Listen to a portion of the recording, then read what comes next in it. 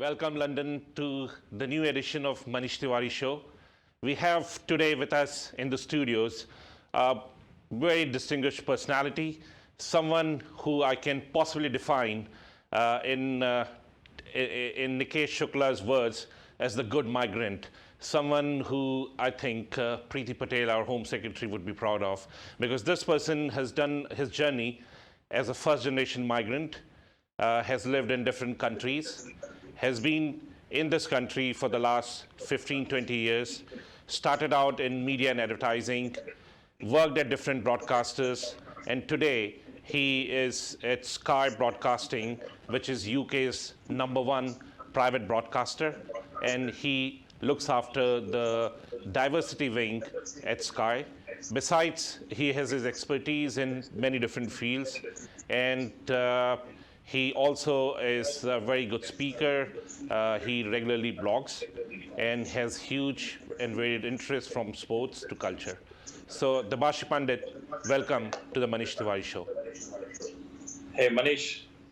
Thank you so much for bringing me to your show, and to everybody, wishing everyone a very happy Diwali, a happy prosperous New Year, and may this New Year bring lots of peace, prosperity, and well-being to all our communities worldwide. Thanks, Debarshi. We very much need it. Happy Diwali to all our viewers. In these times of COVID, we definitely need the light as much as possible. So, Debarshi, coming to our show, welcome again. And before we begin, I just want to inform the viewers that we might have a break in 6 minutes, after which we'll come back again. This show is about multiculturalism in London, in UK, and feel free to dial and ask any questions which you might have. Again, just to reintroduce, Debarshi looks after diversity in Sky UK, which is UK's #1 private broadcaster. So, Debarshi, how are you doing? I'm good. I'm trying to make the most of what the world has put us through, including putting up with beautiful, gorgeous London weather, which is raining all day since last night. Well, we had a very extended Indian summer this time, so we should not be complaining. But yes.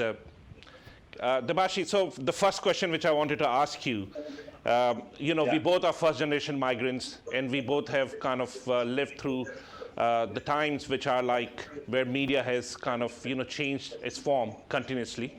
It has kind of gone from the days when we were children, when newspapers were like the supreme gods, to a time when we are moving to a space which no one has got any clarity about. So my first question is, Sky UK, where which broadcast channels like Ion TV and many other channels. What do you think, in terms of providing platform to multicultural channels like this? What do you think it has been its role? I mean, from whatever I know, not very long back, UK never had a single multicultural channel. We only had BBC on Sundays, broadcasting a 1-hour segment on Asian culture and what's happening back home, which is India and Pakistan. Yeah? All right, sure. So, we might be having a break now, but when we come back, we'll kind of take this first very important question, and I'd like to know your views on that. Sure.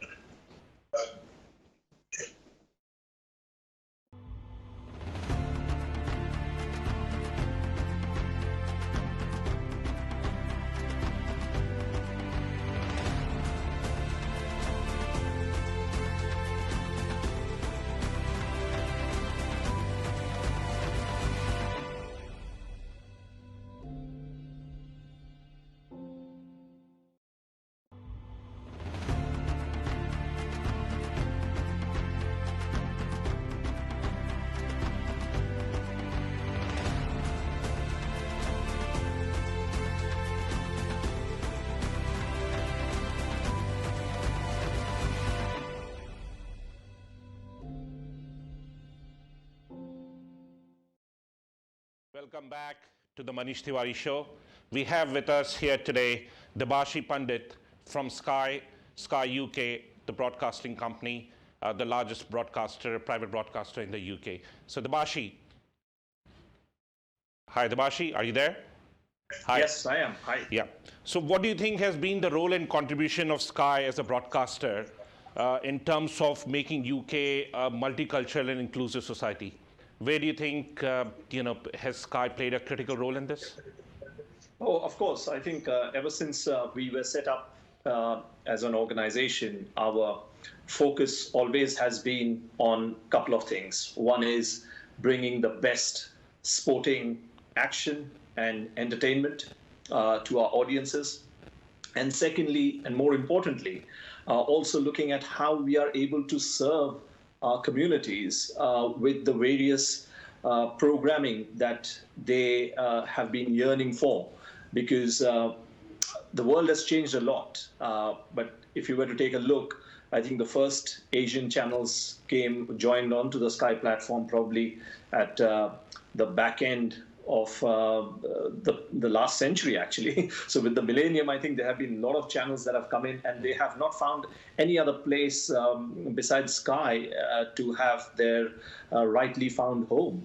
And what we as a broadcaster are also very particular about is looking at diversity and inclusion in all its forms and how we are better able to reflect society through the entertainment that we are able to provide our audiences. And that's the reason why I think there is a survey called the Barb Establishment Survey that actually highlights that if you come from a Black, Asian, minority ethnic background, there is a greater probability of you being a Sky subscriber than any other provider in the market. So yeah, we take our job pretty seriously, and I think we do a fairly good job on that one.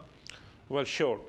But do you think that the channels which we have on Sky, I will make South Asian channels a reference point, like Star TV, Sony TV, or for that matter, Ion TV. Do you think they do give credence and voice to South Asians living in this country? I mean, there are a lot of detractors who would say that there's been a bit of cultural import. Say, for instance, there are channels which are beamed in UK from India, Pakistan, Bangladesh, and the right wing has a point in saying that they might be culturally alienating or dissuading South Asians or the British South Asian community from integrating, or rather creating is helping them create our own cultural ghetto. So that's the right wing kind of rebuttal towards what we have on Sky. What do you think? I don't think so at all, because of two factors. One is it's a free market, it's an open market. Now, if I were to put my point of view across, all the channels that you mentioned exist here for a particular business reason. Nobody's doing any charity, and all of them are at least breaking even, if not making money. What does that say? That says that there's a yearning for this kind of content that comes from the audience itself. Now, it's very simple market dynamics, that if there was no requirement for a content like this, then these channels wouldn't have probably existed in the first place, because all of them would have been loss-making, right? So the other point is, do you think any of the mainstream broadcasters are actually reflecting and understanding the cultural nuances that exist between these communities that you mentioned? Because had that been the case, then there would have been no requirement for these specialist South Asian or ethnic channels to exist, because they wouldn't be able to serve a requirement that is already being fulfilled. The reason why they exist is because there is a huge appetite for the kind of programming content that these people yearn for. I mean, yes, we do accept Channel 4, once in a blue moon has a Bollywood season, but do you see Bollywood movies regularly on any of the channels? No, right? Do you see any, other than stereotyping particular roles, do you see cast or casting of Asians or a storyline being weaved around the dynamics that exist between, Asian lifestyles being highlighted in any of the mainstream programs? I don't think that that's a correct objective. So I think it's very important to get the right sort of balance, because yes, you cannot be showing programs which are probably from the heartlands of the countries that we individually come from, because probably there's going to be no correlation or identifying yourself with that kind of a background. But if you were to take a look at the cities, whether that's the top cities of India or Bangladesh or Pakistan or Sri Lanka or any of these places, I think the lifestyle of the people who live in the cities is very much reflected in the lifestyle that a normal person living in the UK also has, right? So I think I wouldn't agree with with what the right wing has to say about ghettoization, but I think it's more of assimilation and the dual media behavior that exists of various ethnic groups. Well, sure. I mean, you got very valid points, but we've seen from time to time, Ofcom has picked up on some of these channels, and there has been reports in the media, that some of the media outlets have used this platform to spread even hatred, or they have got, people, who have an agenda using this medium to spread their own message, which possibly is kind of in a way violating the code of conduct, and possibly making use of the fact that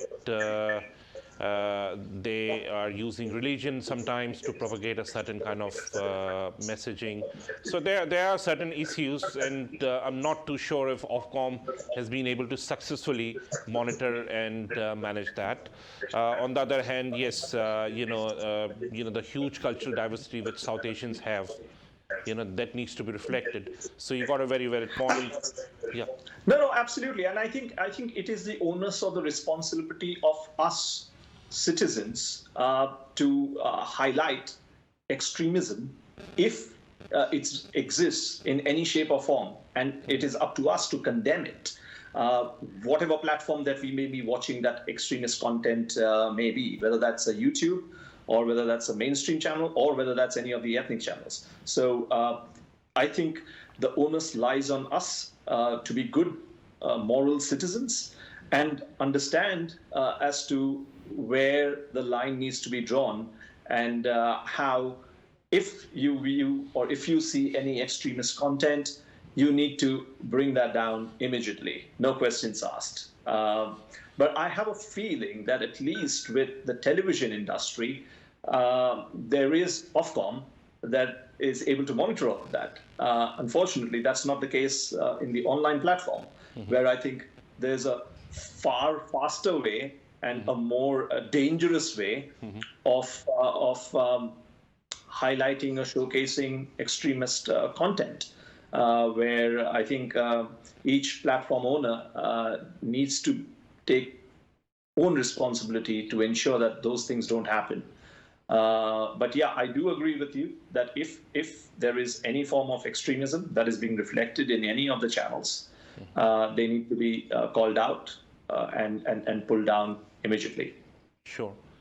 Now, Debarshi, I mean, very interesting point that, Sky obviously is relaying content from different parts of the world. So, we're able to see content in different languages. Also, one of the things which, we all know is that the Bengali community, and you being a Bengali, I just wanted to voice that out. Bengali community has a very special affection with the language. Bangladesh is the only country in the world which celebrates International Day of Language with so much prominence, and it happens to be the National Day of Bangladesh. So what do you think? I mean, I do consider that Bengal has been, at the forefront of the Renaissance in India, the cultural Renaissance. It was one of those communities, even before the partition, which led all the major cultural revolutions in India, reform movements, the independence movement. So there's something special, and because of that, Bengali language has kind of been very rich. We all know that Tagore was possibly the first poet among the first poet in non-English languages who got the Nobel Prize for literature. That's right. So, Yeah. where do you think this affection for Bengali language, this whole kind of love affair, and this kind of in a way, I'm always astounded, or rather astonished, to see that there's so much Bengali media in this country, in the UK. Yeah. Even compared to, let's say, Hindi, which is like the most spoken language in the subcontinent. There's a lot many more. There's at least 7 newspapers in Bengali published regularly from the United Kingdom. And 7 is less. I mean, the numbers used to be maybe 14 or 15. It has fallen down to 7. So, and there's so many TV channels. So what do you think is special about this relationship with the Bengali language? A very good point. I think Bengalis are by birth a very proud culture, and they take pride in all things Bengal. And I think, as you rightly highlighted, if you were to take the history of undivided India, or Bangladesh or Pakistan and India combined together when it was one whole country, you will not be surprised to find that many of the firsts that have happened by people from a Bengali background and Bengali culture, and obviously that leads to a lot of pride of Bengalis. Trying to live up to that high standard and high moral that had been set by their predecessors, which is a great thing. And also you've got to bear in mind that I think Bengali as a language is spoken by about 250 million people globally, which is a huge number. And they're a proud bunch, like I said, and there's a huge diaspora that exist all across the world. And whatever said and done, like you said, because of these newspapers, because of the television channels, because of everything that exists, there is a natural affiliation for people to continue that tradition and pass that on down to generations, which again builds that sense of pride and that sense of wanting to achieve something, right? So Tagore is right up there, because I don't think there has been any other Bengali person after Tagore who's won the Nobel laureate. But Bengalis do strive to do that, and I think there's also a lot of emphasis on education, because naturally, compared to some other backgrounds or communities, Bengalis don't tend to default into business. They tend to study and educate, and probably they try to pursue a more professional career path rather than business, which is why probably you can count on your fingertips the number of businesses that are run by Bengalis. Don't get me wrong, but I'm just talking about, if you were to take a percentage-wise comparison, a person from a Bengali background probably would be at the bottom rung of somebody who starts a business compared to any other community. So I think these are the multiple factors that exist as a rationale, and also the pressure that you are brought up in, right? Because like you mentioned, all these names, Raja Ramon Roy or Vidyasagar or Tagore or Bankim Chandra or Vivekananda, all these people, right from birth. I mean, all these names have been ingrained even in my head, and I was told to be as good as them, if not better. Probably I failed on all those fronts, but nevertheless, I think the pressure is there because of your upbringing. So, and that obviously brings across the pride. Well, Debarshi, you still have a long time to go, so I'm sure you can live up to those. Very kind of you, Manish. Very kind. Yeah, but a very interesting point you made. That, because there is some report which says that the British curry houses, which were started by first-generation Bengali migrants, a lot of them face this challenge that the children have been highly educated and they have moved on to do different things in life, and a lot of them are at risk of either closing down due to the lack of movement from Bangladesh. I mean, there's a cap on how many people can come as Yeah. chef. So there's a serious risk because there's a huge upward migration. So that kind of Yeah. validates what you're saying. They're moving into roles in different industry, and they're obviously in terms of SEC mobilization. So from the lower rung, they have moved on to higher rung. So that's That's absolutely right. true. Absolutely true. Coming back, I do notice that the way presentation is done on Sky, there's a bit of multicultural edge to it now. And I believe that you have been responsible for some of those changes. I even heard some ads being played out in Hindi, like Sky promotional ads in Hindustani. So what do you think, what has made this difference? I mean, Sky was as English as you get it, like it was stuck in the old boys network.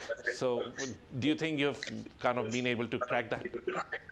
I think any successful organization needs to adapt itself and also make itself a bit more agile and listen to the customers, right? At Sky, like I said, we take diversity and inclusion very seriously. And what we are trying to do is demonstrate that by doing actions at our own end rather than waiting for somebody else to take those actions. So yes, you're right. We broke the glass ceilings of Sky Sports 30-year history by airing ads in Hindi during the linear feed of Sky Sports. We also ran promo smart campaigns when the Indian cricket team came to tour India, and these are the various milestones. Slowly but steadily, we are trying to make a difference and make ourselves more culturally relevant as a brand.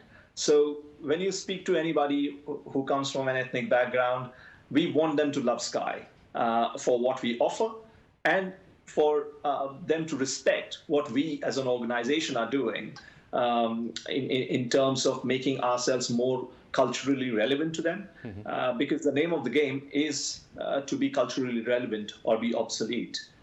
Because if you don't adapt, if you don't learn, if you are not flexible, given the huge strides that technology and other related companies are making, there is a chance of you falling by the wayside. And at Sky, we don't believe in falling by the wayside. We believe in striving to be the best and being at the top, and making ourselves, like you said, a bit more culturally relevant, attuned with the audiences, attuned to what the general public, and when I say general public, I'm referring to also the 14% Britain's ethnic population, which is according to the 2011 census.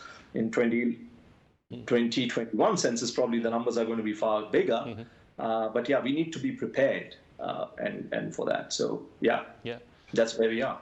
No, that's great, because it truly needs to reflect the multicultural representation of United Kingdom. So I'm glad that Sky is listening to you and they're doing this. What has been your role with cricket? I mean, you talked about IPL. So I've seen a number of international sporting events coming on Sky. IPL is definitely one of them, which is hugely successful. We just had last week, or was it this week, we had the grand finale, and it was again one of the very successful events for Sky in terms of garnering viewers. And also believe that you've been instrumental in getting things like Kabaddi, which is a very distinctly South Asian game. Not many people know Kabaddi outside South Asia, so you managed to get that on Sky. So what has been your role? I mean, what is your motivation, and where do you think Sky is going in terms of international sporting events? See, just because I work at Sky doesn't mean that I cease to be a consumer of Sky. I think it's very important for me to be able to put towards the management as to what I, as a consumer, do feel. And I have long felt that the ads that we are showing on television, again, are not probably better reflective of society. And but that's also a challenge, because you need to make your content also very culturally relevant to get your message onto the right place. So this time round during the IPL, we had, diverse advertisers, whether that was an elephant atta with a kid talking about, vitamin D being present in elephant atta, or whether that was, Western Union talking about, transferring money, or whether that was ICICI Bank talking about, how it's so easy to, get bank loans or, for property and so on and so forth. I think it was our duty to showcase the content, but also have relevant advertisers come onto that mix, because it just shows that when you have got advertisers, and believe you me, the recall level is through the roof. The IPL has been a huge success for us with some mind-blowing stats on a channel that is also very heavily male skewed.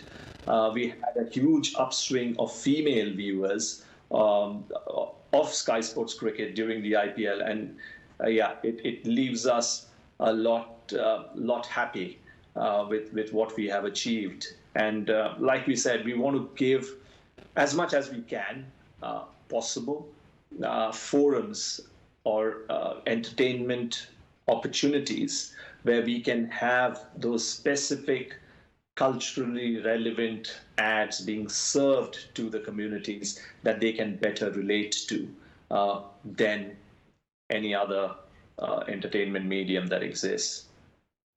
No, absolutely, because I do I did hear from ICICI Bank once they started advertising on IPL, their customers were calling in saying that, oh, we've never seen you ever before on Sky. So yes, it definitely does make that difference. So Debarshi, coming back to a very fundamental question, and this has been playing on in my mind, and I would love to know, your views on this. We all know that we're going through this cataclysmic change in the media industry, where the format is continuously changing. There's a huge question mark on the future of television as we see now, because currently we can see that everyone is able to live stream. You don't need to be beamed through a satellite or directly into Sky EPG. There are various ways you can watch things on your internet. And as we go forward, I mean, things might even become more, it might become even as simple as possibly creating some kind of app from where, things can be beamed. So we're going through all this, and obviously the huge success of OTT platforms like Netflix, Hotstar from the Indian side, and I believe there are even, very successful Bengali apps as well, who are broadcasting, content from there. And it's just generally the trend all over the world. So where do you think we're going? I mean, do you think the future of television in the current format, or do you think it will kind of, it will change, and then what are the pros and cons? I mean, where are we going? Where are we heading? Interesting question. But I think this is where, as broadcasters, as entertainment companies, we also have to up our game and not be complacent. So I don't know if you've seen our latest Sky Q campaign, but everything in one place. So what we are trying to do is, as an organization, we are trying to make it far more easier for our audiences to consume our content in whatever way, shape, or form that they want to consume that content, whether that's through linear television, whether that's through VOD, whether that's through online offering, or the works. In terms of, if you were to take a look at just plain streaming, we've got Now TV, which is again one of our outfits, which is catering to a separate niche altogether. And of course, you've got Sky Q, right, for homes that do want to have that level of various opportunities of watching different forms of content. We are also showing Netflix as part of the basic pack of Sky. So anybody who wants to watch streaming can still watch streaming, but at the same time, when they want to watch news or sports, they're still within the Sky ecosystem. So I think it's interesting. Yes, cord cutting is quite prevalent in the US, but US is a very big market, and it's a very, how do I put it, in terms of density or condensation of particular network providers or homes, the US is very disparate. So I think the costs become very high or prohibitively expensive, and that's where probably cord cutting is on a far faster pace than you would see it over here. But then again, we have made SkyQ itself so compelling that people do want to stick to the Sky platform and do want to continue watching Sky, and at the same time probably having a top up with a couple of probably OTT providers. But I don't think that there's going to be a death of television, because people still do watch stuff. People do still do watch a lot of content, and just writing it off, I don't think would be the right thing to do at this particular moment in time. But yes, I think everybody needs to be on guard and adapt themselves, and like I said, keep themselves more relevant to the changing audience tastes. And even streaming, I mean, there's a limit, right, of the number of OTT apps that you're going to be subscribing to, because the reason why certain OTT apps became successful compared to the others was the costs were not that high, and also the flexibility of not having a long drawn-up contract, right? But today, if you were to ask me that, yes, you get a little bit of X amount of entertainment from this particular streaming site that costs £12, £15, whatever, £7 from the other one, £8 from the other one, £5 from the other one. At the end of the day, when you take a look at your probable bill, if you find that you're spending about 50 or 60 pounds on just streaming content, and that too minus news probably and minus live sport, you suddenly wonder, maybe that's not a very sensible thing to do, right? And then you will zero in on back to what you were used to, because that gives you the best of everything. So there are quite a few considerations that you've got to keep in mind. And like we said, yes, there's a lot of entertainment stuff that is going around, but each platform has its own strength, and we would rather capitalize on our strengths that we have. No, sure. I mean, the huge diversity of content on Sky itself is a big seller, because I was on my way I was having a chat with the Uber driver, and he did say he would always have Sky, because that's the only one where he manages to see the channels from his own country, at the flick of a button. So yeah, of course, the diversity would make a big playoff as well. Coming back to an important announcement which came into the news 2 days back, and that was to do with this is a big development in South Asia, but it's not just about India or South Asia. I think this will be reflective of how the governments all over the world start looking at OTT content. I mean, the Indian government has decided to put the Indian Information and Broadcasting Ministry at the helm of affairs for all OTT and digital content. So far we had a free play. Everyone was able to put, without any censorship, content on digital and on OTT, and there you had uncensored stuff like Mirzapur, which you must have heard of, or even a lot more kind of a lot more different kind of content which was unheard of in India. You had sacred games, you had content which was a lot more revealing, sexually explicit, had all kinds of F words. So with this move, I think there might be censorship, or that might be what the government might be aiming, which is good and bad, because it will be bad for the freedom, and again, the government will try to control in its own ways what they want people to see. What are your views, and do you think that's something which is acceptable in today's time? Well, I think what's your definition of freedom, right, is the first question. And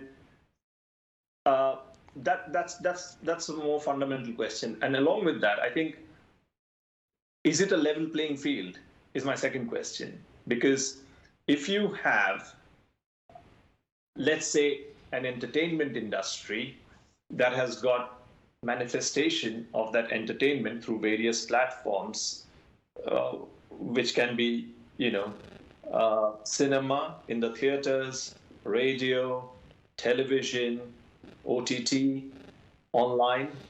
Uh, and if there is no level playing field in terms of rules, regulation, censorship, content, then it's not fair for any of those parties concerned, because it feels like the person who gets away scot-free can do anything and get away with it, whilst the others have got to bear the brunt of adhering to various rules, protocols, taxes, and what have you. So I think if there is a way or a mechanism where there is a commonsensical approach to freedom of expression and a commonsensical approach to having the same level playing field across various platforms, so that you're not advantaging somebody else or putting somebody else at a disadvantage. I think that would be a good thing for the overall industry, because the reason why, and also cost probably, because there are certain things that I think India, again, television cannot be written off, because I think it's like, what was that beer ad, right? Budweiser or something that says refreshes the parts that other beers can't reach. So I think that's the same case with television in India, because television in India reaches probably 99% of the overall population through whatever messaging that you're doing, and I don't think any of the OTT providers would even remotely hit that number in terms of reach. I think it's a very city, top tier town centric fad. But the content, you've got to make sure that anybody who's under a certain age doesn't come across that content and what they shouldn't, because there has been no certification. Unlike a cinema where, I mean, I think, Manish, you and I have grown up watching cinema where, our parents never took us for films that had CBFC certification of A, because it said adults, right? Yeah. So we were never exposed to those kind of films when we were growing up. And I think that's the same case here in this particular context, because unless you have got user profiles, and I think some of the OTT providers have started specific user profiles now, but before it was open for all. So yes, you're watching a Peppa Pig, but then you're also watching a Patal Lok, and God forbid you don't want cross wires to happen where somebody else switches on something. And, I'm glad, Debarshi, you said commonsensical approach, because that's what is missing, and the wrong side of it comes to its controlling content, especially in the South Asian context. It can be critical because then it leads to censorship of a certain kind. While we have in Britain, a very, very liberal policy towards censorship, and it's very transparent. When in other parts of the world, it can translate into some kind of political or ideological censorship. So that's where, what you're expressing, I fully understand. But somewhere, the institutions who are doing it have to be fully cognizant that it doesn't lead to even further censorship, which these countries already face. Debarshi, we're coming towards the end of the show. My last question to you, last two questions rather, we have very little time. But I would like to know, what's your vision going forward, and in terms of your career and in terms of your role as being part of this cultural industry, which is actually cross-cultural. You kind of representative of two of the very diverse cultures. And what's your vision? Where do you think we're going? Yeah, I feel myself to be quite fortunate to be working for an organization at Sky, because not only I head the multicultural business, but I'm also the co-chair of Multiculture at Sky, which is our employee-driven network. And I've also got an international hat where I represent Sky's interest in markets of Asia as well as Africa.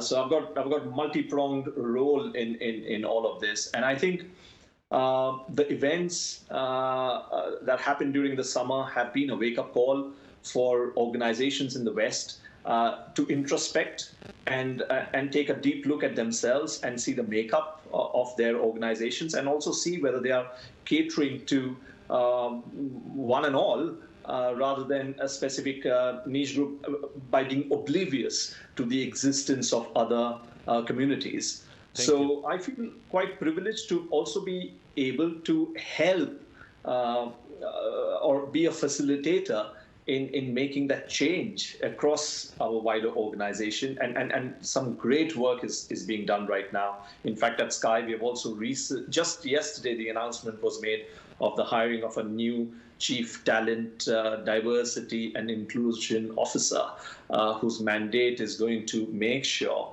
as to how Sky is going to be future fit. Unfortunately, we've run out of time. But thank you so much for being here, and it's so informative and pleasant to talk to you. There's lots happening in our industry, and particularly at Sky. I mean, you are representing the aspirations of millions of people in this country, and it's a very important job which you're doing. What you rightly said, the BLM movement has been a wake-up call for everyone in this industry. So thanks for being here, and I hope to see you again. Thanks a lot. Thank you. Thank you for hosting me. Thank you. See you. Yeah.